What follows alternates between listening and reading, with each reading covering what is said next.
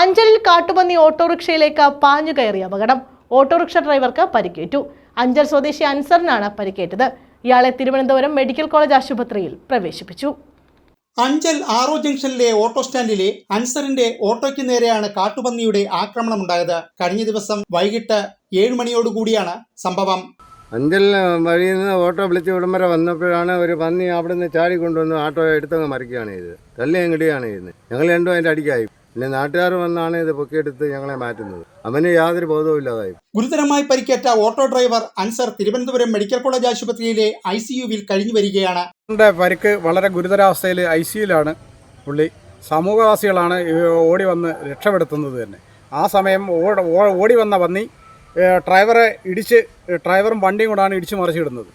ആ ഡ്രൈവറിനെയും വണ്ടിയും കൂടെ ഇടിച്ചു മറിച്ചിട്ട് ഇവിടെ കിടക്കുന്ന സമയത്തും പന്നി പോകുന്നില്ല.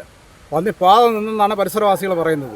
ആ പന്നി അവർ ലൈറ്റൊക്കെ ആയിട്ട് ഓടി വന്ന് കല്ല് പറക്കി എറിഞ്ഞതിന് ശേഷമാണ് പന്നി ഇവിടുന്ന് പോയത്. ഒരു ഒറ്റയാനായിരുന്നെന്നാണ് പറയുന്നത്.